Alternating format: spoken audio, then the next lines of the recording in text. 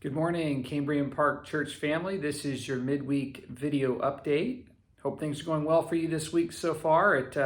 It's shaping up to be a pretty warm week, the second half of this week, so stay cool. Hope you're enjoying early parts of summer here. I wanted to share a couple of things with you for upcoming this week, as well as a devotional thought with you this morning. You know, I'm not sure if you can relate to me in this context, but I find myself, as I've shared before, a lot of times seems like a continual pattern of busyness. I find myself thinking and planning and processing lots of things.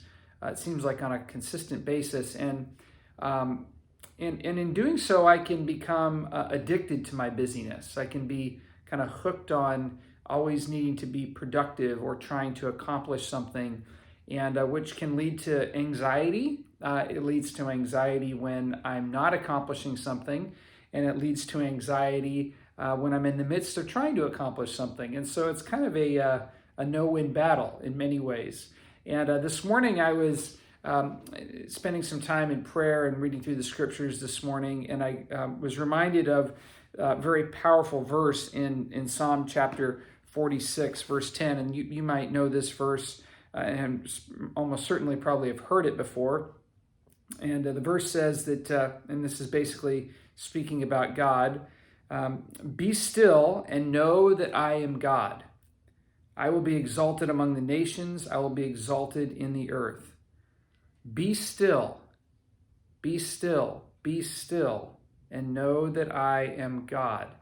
And just a couple of thoughts here that stood out to me as I was reflecting on this morning. Obviously, the need to be still and to rest and to not always feel like you're in that drive capacity to get things accomplished and done, but to be in that place of stillness and a place of trust in God as a lifestyle is super important. And notice how it says, be still and know that I am God. Our enlightenment-based mentality in our modernistic age teaches us a lot about, when we hear the word know or see the word know, we think a lot about cognitive knowledge, right? So be still and know, have the correct theology about God, or know about God, and we don't really think a lot about and experience more about what this knowing of God really is about. And knowing certainly carries with it a sense of knowing something about God or about an individual, but knowing in this context too relates to an experience. And so I think this passage more clearly is understood when we read it in this context. Be still and experience that I am God. Be still and experience that I am God. So in your stillness, experience the realities of my power, my strength. He even says here, I will be exalted among the nations. I will be exalted in the earth. So there's just this sense that we're called to be still. We're called to trust God and to experience his goodness, experience his power, to live in the reality of knowing that he is in control, that he is in charge, right? As opposed to us trying to continually try to do things that maintain our control or try to maintain being in charge of the situations that we're in. Certainly we have responsibilities and things like that, but we need to live in this place of stillness and trust.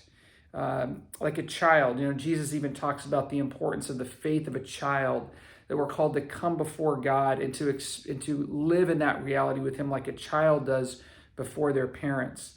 And so a lot of times as adults, we drift away from that.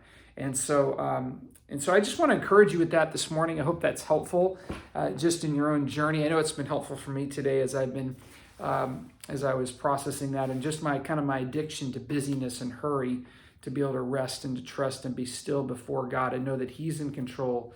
And I can take things just one step at a time today. I don't need to try to figure everything out at once. So anyway, I hope that's helpful for you. A couple of things just to be aware of coming up. Tonight is our final discipleship group experience opportunity for the summer. We may do a couple of one-offs here or there during the summer, but we're going to be doing a Learn by Doing experience tonight. So for those of you that would like to join us, we'd love to have you. We're going to meet at 6:30 right in front of the Martin Luther King Jr. Library in downtown San Jose.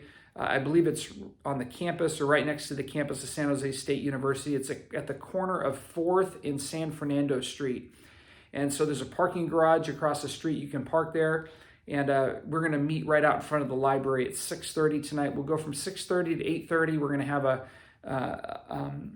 an experience that we're going to participate in together, and then we'll spend some time debriefing that experience as well. Kind of similar in some ways to what we did a few weeks ago with our Santana Row experience, for those of you that were a part of that. So I want to encourage you to come out and join us tonight at 6:30.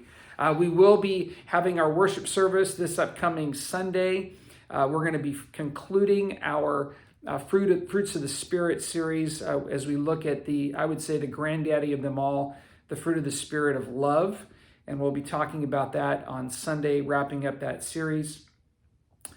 We will be hosting a simultaneous in-person and Zoom service. And so those of you that are not yet able to or feel comfortable attending in person, the link to the Zoom service is embedded in the email that this video is attached to.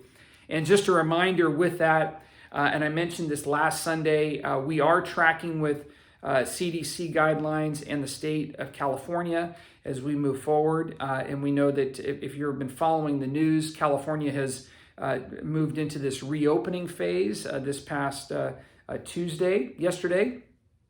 And so effective this upcoming Sunday, which is Father's Day, by the way, happy Father's Day to all you dads out there. This upcoming Sunday, we will not be requiring masks indoors for vaccinated individuals. And so if you're vaccinated, you don't need to wear a mask inside. If you are not vaccinated, we are still encouraging you to wear a mask if you're here on Sunday with us. Anybody who wants to wear a mask is welcome to.